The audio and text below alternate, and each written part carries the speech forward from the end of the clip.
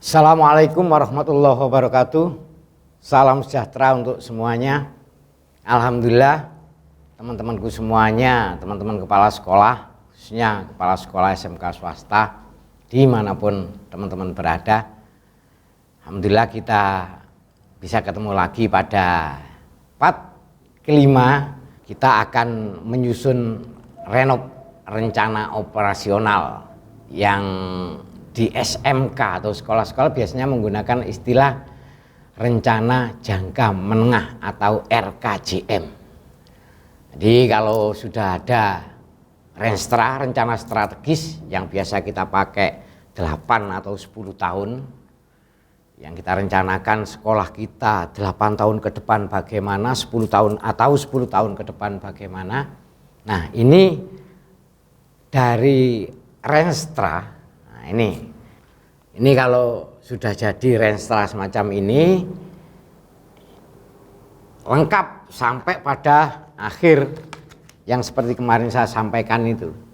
Sudah ada satu buku dokumen untuk pengembangan sekolah kita Renstra, tapi di sini hanya program-program saja, belum ada rencana anggarannya. Nah, setelah Renstra selesai, kita bikin rencana operasional. Sekali lagi boleh teman-teman pakai yang biasa kita pakai dengan istilah RKJM, rencana kerja jangka menengah. Yang ini nanti RKJM ini sudah ada anggarannya. Nah, kalau Renstra ini dipakai 8 atau 10 tahun, nah 2 periode begitulah. Kalau di sekolahan saya pakai 8 tahun karena masa kerja kepala sekolah 1 periode itu 4 tahun. Nah, ini harapannya kalau 2 periode 8 tahun ini. Rencana jangka menengahnya atau rencana operasionalnya ya kita pakai separuhnya. Kita pakai 4 tahun. Di sekolah saya ini kita pakai 4 tahun. Di rencana operasional ini sudah ada penganggaran. Kebutuhan anggarannya sudah ada. Nah, kita lihat teman-teman semuanya untuk bagaimana cara membuatnya untuk rencana operasional ini. Ini lebih mudah karena ini adalah breakdown-nya dari Renstra. Setelah Renstra selesai, kita breakdown, kita jadikan renov. Teman-teman semuanya, untuk menjadikan renov ini, nah ini rencana operasional. Sekali lagi saya pakai istilah di sekolahan saya itu rencana operasional. Kalau dipakai rencana kerja jangka menengah tinggal ganti nama aja. Nah, ini halamannya, halaman renovnya. Nah, kemudian tinggal membuat pengantar, tertanda kepala sekolah, daftar isinya seperti ini. Pendahuluan, kondisi objektif, visi, misi, tujuan, ini tinggal mindah atau shift as dari rencana strategis. Analisis sama. Kemudian bab 1 pendahuluannya juga sama, pindah aja. Shift as saja dari rencana strategis, gambaran umum sama, peran serta sama, pengembangan sama, menuju total quality management. Kalau dibuat monggo tidak apa-apa ini karena ini situasional sekolah masing-masing. Kemudian ada analisis situasi, tetap ini juga sama dengan yang sudah ada di Renstra. Jadi di semuanya isinya sama dengan Renstra sampai sini nih. Nah, sama dengan Renstra ini. Kecuali ini masih sama, bab 2 visi, misi, tujuan dan seterusnya sama, bab 1, 2 sama. Nah, terus masih sama. Nah, ini teman-teman tidak harus sama dengan isinya Renstra saya atau renov saya. Beda, nanti tinggal menyesuaikan. Bab 3-nya kalau kemarin analisa strategis ditulis semuanya, mulai menganalisanya detail itu ditulis. Kalau di renov ini teman-teman tinggal ambil bagian-bagian penting saja hasilnya dari kemarin. Kemarin kan sebelumnya kan di Renstra ada hasil metriknya, ya metriknya jadi dipindah sini.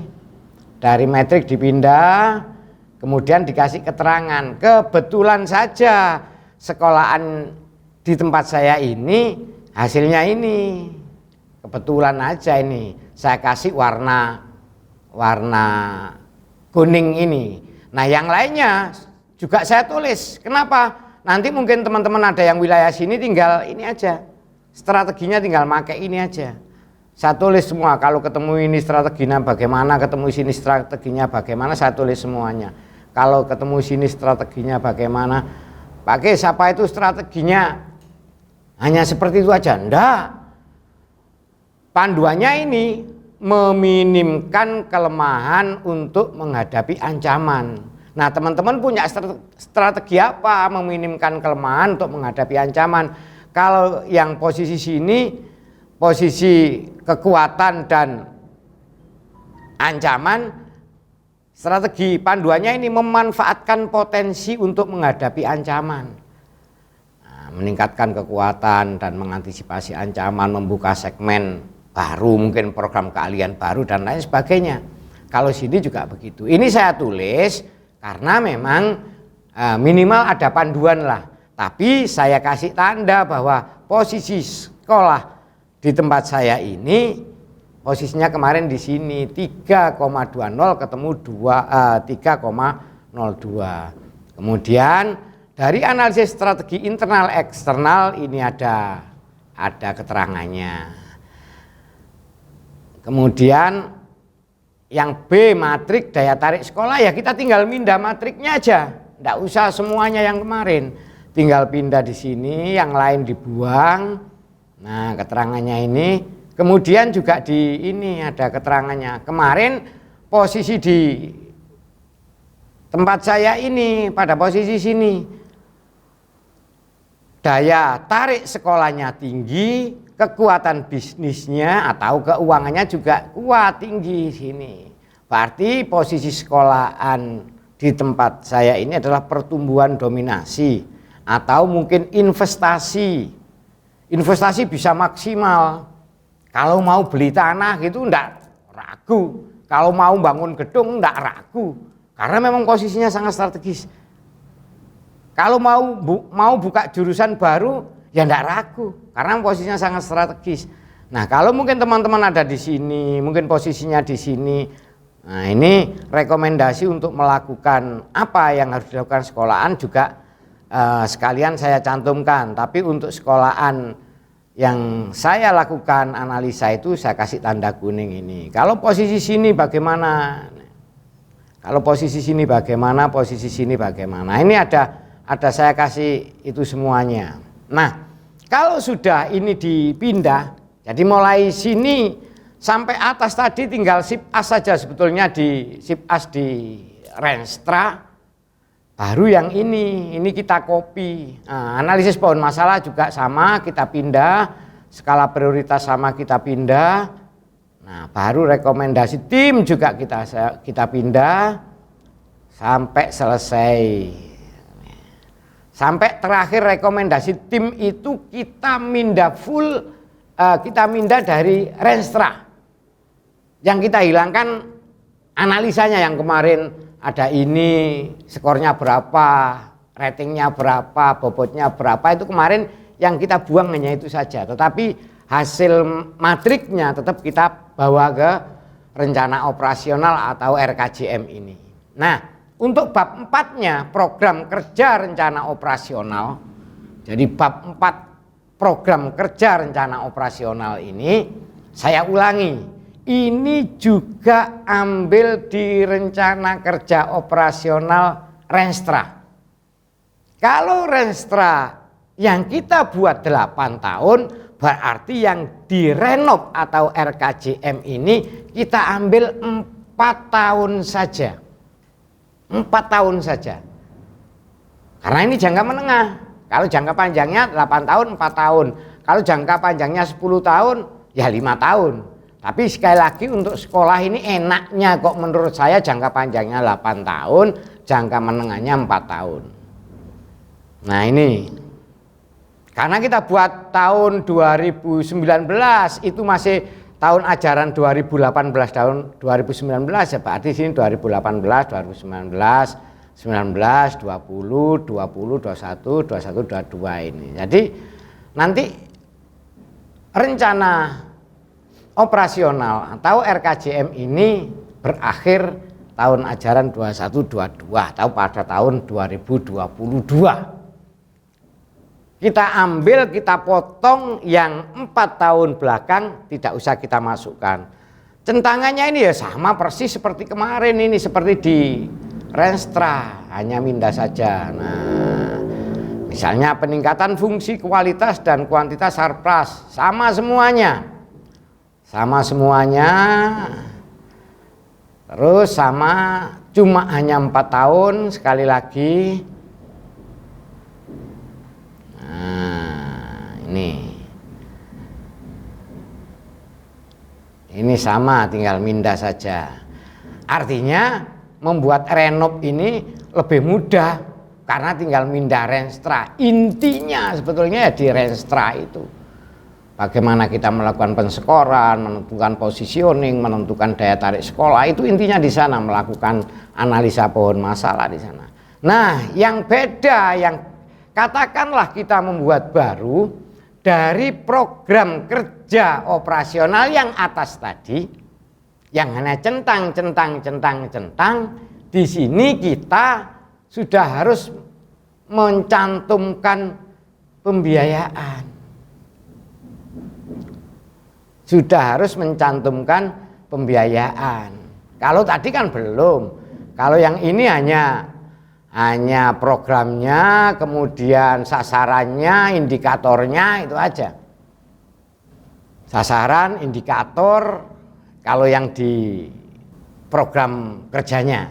Tapi kalau program anggarannya, indikator tidak ada, sasaran sudah jelas di atasnya, tinggal kalau program rencana anggarannya. Misalnya pemetaan ketenagaan atau SDM, pendidik dan ketenaga kependidikan. Kan tidak tiap tahun kita lakukan, mungkin 2 tahun sekali. Di sini ada anggaran 500.000, di sini juga lagi pemetaan 500.000. Kemudian pelatihan bidang keahlian mata pelajaran dan metodologi. Tahun kemarin ada, tahun ini juga ada, tahun ini juga ada. Loh Pak Kris, kok bentahun ada pelatihan untuk peningkatan kualitas guru misalnya. Loh iya, karena memang teknologi yang juga berubah terus, tantangan guru berubah terus, model, metode, strategi pembelajaran juga berubah terus. Nah minimal ini refreshing lah, kalau tidak melakukan penataran atau workshop yang itu minimal refreshing. Atau mungkin kita lakukan kegiatan MGMP hanya 1-2 pelajaran, atau mungkin hanya peningkatan motivasi untuk berprestasinya dan lain sebagainya. Tapi ini tiap tahun harus dilakukan. Loh Pak, anggarannya kok kecil? Nah ini kemungkinan sekolah mengirim undangan-undangan itu, apalagi sekarang dengan webinar-webinar kan kecil anggarannya. Kita tinggal ngasih transport guru aja. Tuh. Tapi tetap tiap tahun harus ada anggarannya itu. Ini sebagai komitmen sekolah untuk senantiasa meningkatkan, mengupdate kualitas guru-guru kita. Ya, ini semuanya, kepala sekolah belajar, guru juga belajar, anak-anak belajar. Makanya saya selalu menyampaikan ke teman-teman saya, topiknya adalah bersama kita belajar. Bukan hanya kepala sekolah yang belajar, bukan hanya siswa yang belajar, bukan hanya guru yang belajar. Semuanya konteksnya belajar pada konten masing-masing. Kepala sekolah belajar bagaimana mengembangkan, bagaimana cari strategi untuk sekolah ini bisa terus lebih baik. Guru belajar bagaimana menghadapi siswa yang semacam ini. Bagaimana metode yang pas untuk karakter anak yang semacam ini, kelas yang semacam ini. Siswa juga belajar bagaimana cara belajar yang benar, learning how to learn, belajar bagaimana dia harus belajar. Itu semuanya, makanya sebagai komitmen itu tetap kita anggarkan, meskipun sekarang belajarnya kepala sekolah, belajarnya guru-guru banyak melalui online, melalui webinar, virtual learning. Itu tetap kita alokasikan ya untuk transport atau untuk pulsa dan lain sebagainya. Dan seterusnya, terspesial ini pelatihan pembuatan penggunaan media pembelajaran, misalnya terspesial ini karena biasanya mengeluarkan itu. Nah, ini ada. Terus peningkatan manajemen layanan, anggarannya seperti itu. Yang banyak itu kan di sini. Paling banyak ini peningkatan fungsi. Tidak hanya peningkatan kuantitas, tapi peningkatan fungsi, kualitas dan kuantitas Sarpras. Saya kalau ngomong ke teman-teman saya, khususnya ke Waka Sarpras, ya, banyak orang itu pinter kalau mengadakan barang. Belanja ini, oh sekolahan kurang ini, pinter biasanya. Tapi merawat, meningkatkan utilitas atau daya fungsi Sarpras yang ada itu yang orang kadang-kadang susah. Sudah dibeli nggak terpakai, sudah dibeli cepat rusak, tidak dirawat dan lain sebagainya. Sudah dibeli punya alat dan sebagainya, penjadwalannya nggak pas sehingga ada idle time ya, ada waktu-waktu longgar, waktu-waktu yang alat itu tidak dipakai, kan eman-eman. Nah, makanya judulnya peningkatan fungsi, kualitas dan kuantitas Sarpras. Ini memang yang besar. Contoh ini tahun kemarin, tahun 18-19, ini butuh ruang kelas belajar 500 juta, tahun ini 750 juta, tahun depan 750 juta, tahun depannya lagi 1 miliar. Ini memang besar. Kemudian untuk kantor pimpinan guru ini, nah ini mungkin perawatan saja. Ruang BK ini mungkin perawatan saja. Ruang laboratorium dan bengkel tahun kemarin 550 juta, alhamdulillah ini dikasih dari pemerintah pusat. Ini juga dikasih dari pemerintah pusat. Nah, artinya menulis ini jangan dibatas-batasi. Ketika kita membuat program ini tidak usah dibatas-batasi. Pak, duit tekon ndi hak menikae. Sama. Yang namanya sekolahan dimanapun sama, negeri sama untuk urusan keuangan. Saya kan sebelumnya sudah pernah mengatakan bahwa ini kita anggap doa. Kita yakini sebagai doa. Kita yakini sebagai prasangka baik kita kepada Tuhan Yang Maha Esa. Kenyataan mulai sudah 3 masuk ke 3 renstra ini, setiap kita lakukan evaluasi 4 tahunan dan 8 tahunan di tempat saya ini mesti melebihi dari target. Itu artinya apa? Tuhan mengabulkan apa yang menjadi niat baik kita. Jadi kalau kita hitung-hitungan logika, akal, ya ndak nutut wong SPP-nya anak-anak itu nunggaknya juga banyak. Dan di RAPBS, rencana anggaran belanja sekolah, itu tiap bulan itu dari 1.400 siswa. Itu untungnya kalau semua bayar, ya sekitar 12 juta setahun, berarti ya kurang lebih 140 juta, kurang lebih itu. Kalau anak-anak bayar semuanya, padahal banyak yang nunggak. Loh kok bisa Pak? Allah kuasa atas segalanya. Kita buat aja yang baik. Nah ini kemudian ruang laboratorium, ruang perpustakaan dan seterusnya. Bahkan kalau di program anggaran ini, alat olahraga dan seterusnya. Nah tahun kemarin butuhnya sekolahan ini 1.692.250.000. Ini untuk pengadaan Sarpras saja. Peningkatan kualitas, peningkatan daya fungsi dan pengadaan Sarpras itu tahun kemarin sekian. Terpenuhi Pak, alhamdulillah terpenuhi. ini tahun ini sekian. Nah bahkan tahun ini, andai kata tidak ada pandemi COVID, kan termasuk sekolah ini sudah dipanggil RIR atau revitalisasi itu yang rencananya 10 miliar itu. Tapi karena ada pandemi yang tidak disangka-sangka ini, ya tahun ini sekolahan ini dapat COE tahun ini. Berarti kan ini sudah melebihi, bisa dipakai untuk mengcover tahun ini. Artinya dua anggaran ini tahun ini bisa dipenuhi dari mana? Ya dari negara, dari pemerintah, dari Kemendikbud, wabil khusus dari Direktorat SMK.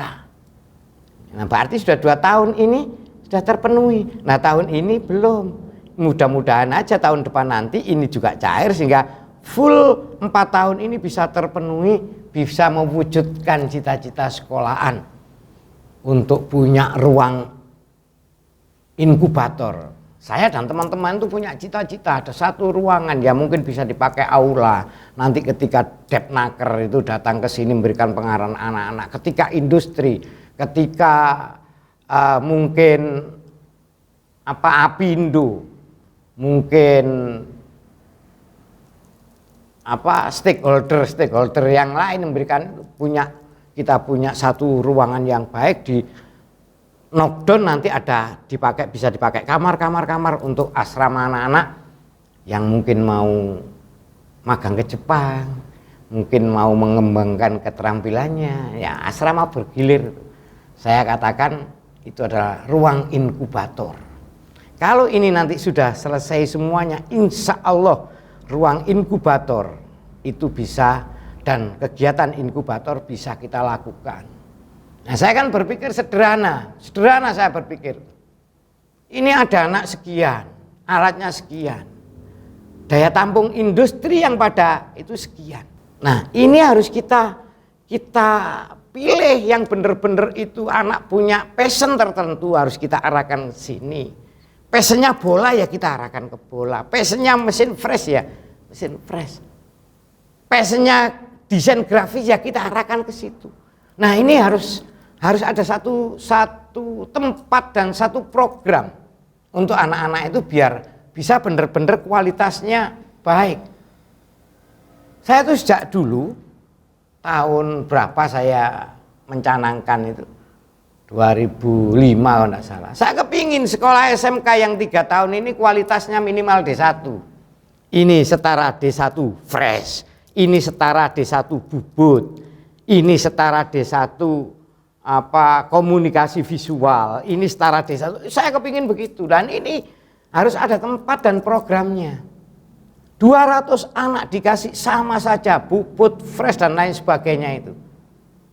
Nanti bisanya magak-magak. Karena apa? Passionnya juga tidak sama di situ.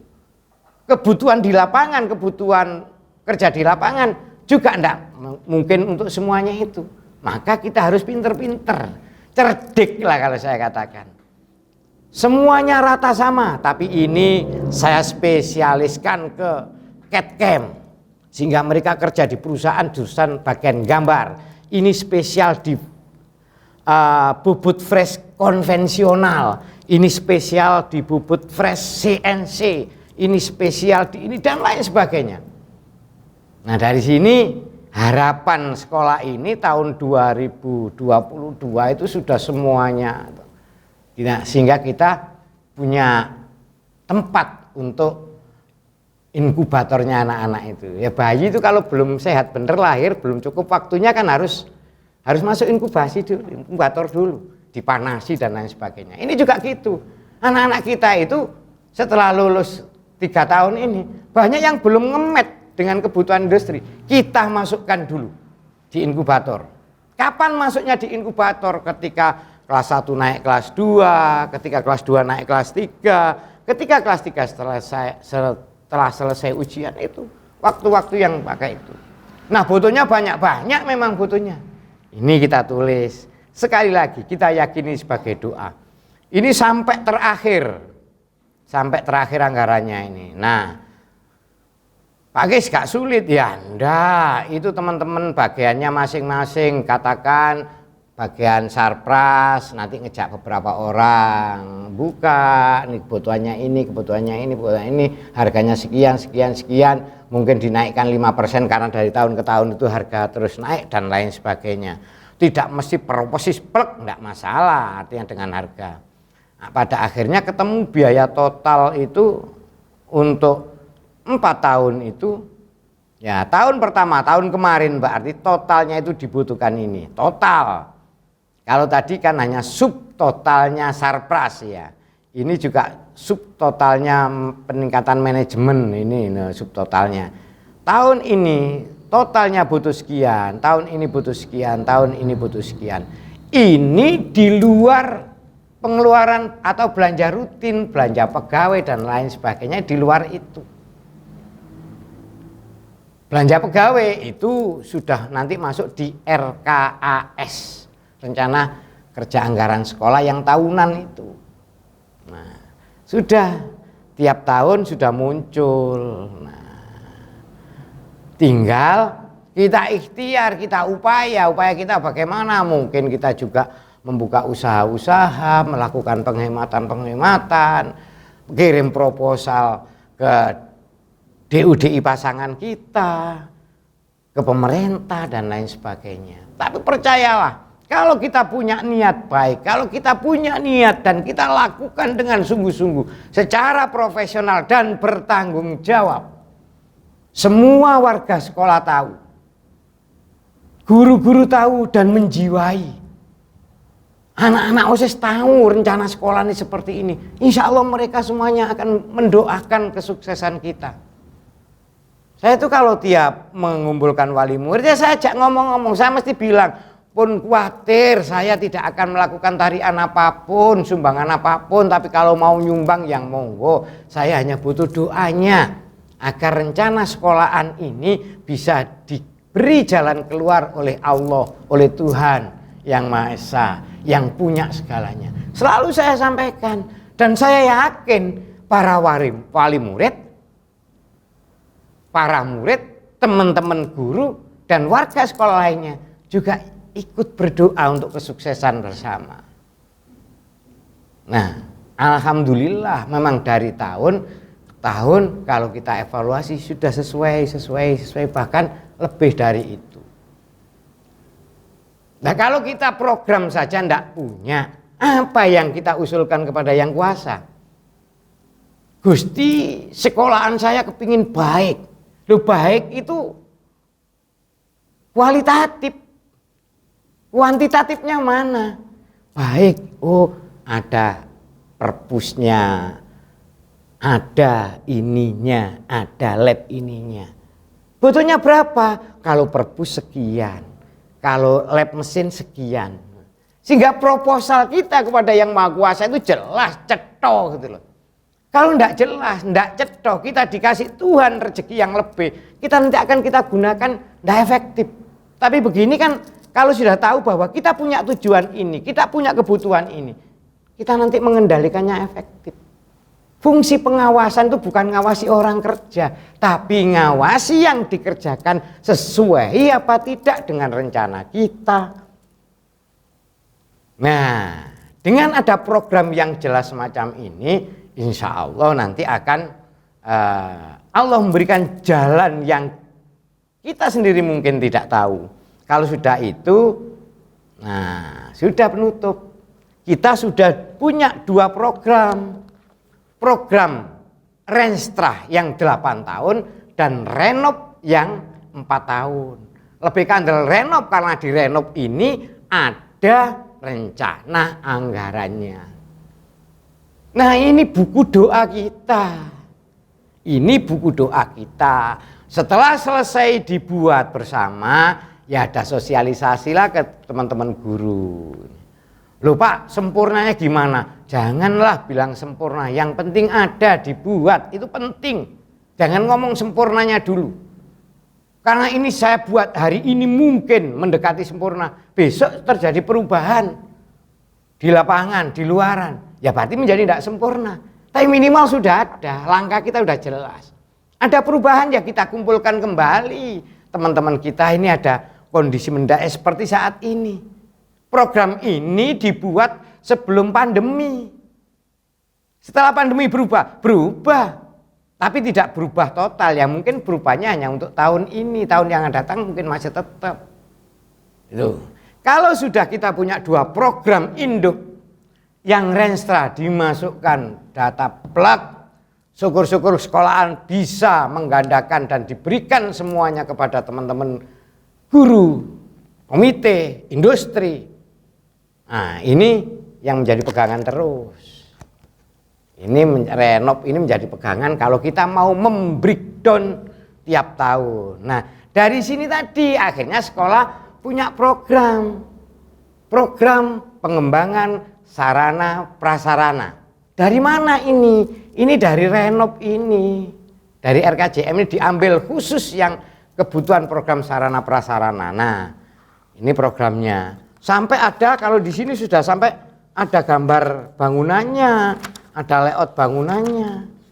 Pingin tahu kalau desainnya sekolahan ini kepinya bagaimana? Nah, ini ke depan ini sampai menjadi lantai 5. Nah, semuanya sudah ada di sini. Ini program pengembangan Sarpras. Kemudian ini ada khusus untuk mengembangkan keterampilan anak-anak. Ini di luar jam pelajaran. Ada yang namanya Skill Development Program. Ini yang saya katakan tadi, kalau ruang inkubator sudah selesai, ya di ruang inkubator dan di bengkel-bengkel. Ada Skill Development Program. Ini yang kita buat tiap tahun. Karena memang apa? Pesertanya juga berubah karakteristiknya, berubah kebutuhannya dan lain sebagainya. Ada program gini, Skill Development Program. Nah, isinya ini. Ini semuanya juga dari renov tadi kita breakdown. Yang bikin siapa? Penanggung jawabnya ini jelas kesesuaian bersama kurikulum. Untuk dunia industrinya, karena ini terkait dengan dunia industri, ya humasnya. Karena Skill Development Program ini acuannya adalah, mohon maaf karena di SMK acuannya adalah kebutuhan dunia industri. Industri jangan diterjemahkan hanya pabrik saja. Klub bola itu ya dunia industri. Makanya di sekolahan ini sekian tahun yang lalu itu masuk divisi 2 dan alhamdulillah tahun ini masuk divisi 1 internal Persida. Itu juga industri, anak-anak banyak laku di sana. Nah, dari kebutuhan industri atau pasar kerja yang ada itu kita bikin Skill Development Center kalau ini. Programnya adalah Skill Development Program di sini. Kemudian untuk memasarkan semuanya, hal-hal yang kita lakukan itu kan butuh diketahui oleh masyarakat, butuh diketahui oleh DUDI. Nah, di tempat kami buat ini sudah 5 tahun yang lalu. Ada namanya vokasional. Vokasional. Ini yang menjelaskan tentang bagaimana sekolahan ini mengekspos keunggulan-keunggulan dan rencana-rencana sekolah ini ada di sini. Nah, hal-hal macam ini semuanya bisa kita buat manakala rencana strategisnya ada, rencana operasionalnya ada, kemudian kita breakdown dengan rencana kegiatan. Itu teman-teman semuanya, dan jangan khawatir. Kemarin ada yang WA memang, Pak Kis kok wangel ya membuatnya. Tuh, kalau angel itu berarti mudah. Kesulitan itu awal kita mendapatkan ilmu baru. Nggak usah khawatir, sudah dilakukan aja semampunya. Nanti teman-teman yang aktif mengikuti akan saya kasih contoh. Saya share gitu aja contoh yang sudah saya buat ini. Saya khawatir tidak mendidik. Banyak memang yang senengnya begitu instan, ada contoh copy paste sehingga di dalamnya itu masih ada tulisan SMK YPM 8. Enggak bois. Nah, nanti kalau teman-teman yang memang aktif mengikuti 41 sampai 45 ini, WA aja ke saya. Nanti saya kirim contohnya, contoh renov contoh Renstra, atau mungkin contoh rencana pengembangan Sarpras, atau mungkin contoh skill development program dan lain sebagainya, monggo. Tapi saya tuh jujur lebih senang teman-teman memaksimalkan potensi sumber daya yang ada di sekolahnya untuk membuat ini semuanya. Karena apa? Program ini harus terjiwai oleh seluruh warga sekolah. Bahkan sekali lagi, ini itu saya dom satu-satu kepada wali murid. Wali murid saya kasih tahu satu-satu. Oh, bagaimana sih rencana sekolah untuk skill development program? Saya dom satu-satu. Biar semuanya tahu, biar semuanya menjiwai, biar semuanya ikut andarbeni program-program ini. Teman-teman semuanya yang saya hormati, saya muliakan, itu yang bisa saya sampaikan untuk part ke-5 ini, yaitu untuk membuat rencana operasional sekolah atau rencana kerja jangka menengah sekolah.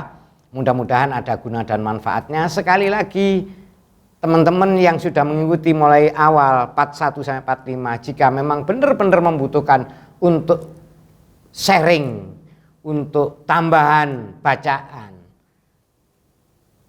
bisa WA saya, WA ke nomor saya 085 779 546 777. Nanti insya Allah saya kirim filenya untuk bisa sebagai acuan saja. Tapi satu sekolah dengan sekolah lain, insya Allah semuanya berbeda. Ya, sekali lagi sebagai acuan. Tapi kalau tidak pernah mengikuti ini, tahu-tahu minta, saya tidak mau memberi. Kenapa? Tidak membelajarkan. Teman-teman apalagi yang masih muda-muda kan jangka waktunya jadi kepala sekolah masih lama. Ya harus pinter, harus bisa semuanya. Makanya belajar, dan belajar. Bersama kita belajar untuk menjadi kepala sekolah pemberdaya. Memberdayakan diri kita sendiri, memberdayakan sekolah kita, memberdayakan lingkungan kita, dan saling pada akhirnya kita semua saling berdaya. Kurang lebihnya mohon maaf. Wallahul muwaffiq ila aqwamit thoriq. Billahi taufiq wal hidayah. Assalamualaikum warahmatullahi wabarakatuh.